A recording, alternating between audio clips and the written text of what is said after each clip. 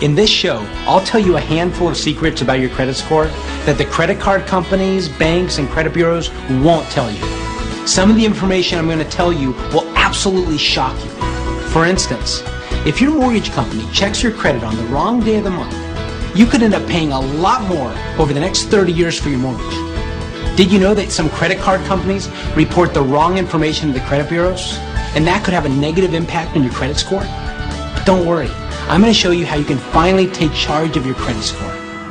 Philip, you definitely have a passion about the credit scoring system. How did that come to be? Through my work as a mortgage broker, every day I have people come to me for loans, and many of them don't qualify for the best loans, not because they've had any late payments, but because their credit score is too low.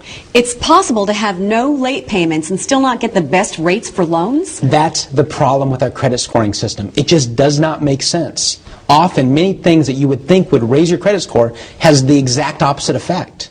Give us an example of something you think would help but actually ends up hurting your credit score. So let's say you're applying for a home loan, and a couple years ago you had an electricity bill that was turned over to a collection agency. Well, logically you would think, if I pay my collections, my credit score is going to go up. But the problem is that's not always the case. An older item on your credit report has less of an impact than a newer item. So even though it seems counterintuitive, not paying this bill and keeping it as an older collection account might be a better strategy.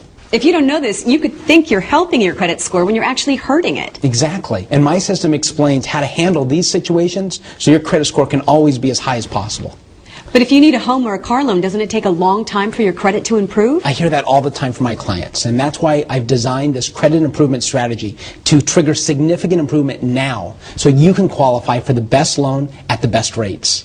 It seems to me the best part about having a good credit score isn't getting credit, it's all the money you'll save. Absolutely. Just look at this chart comparing a savings from a 720 credit score compared to a credit score below 620.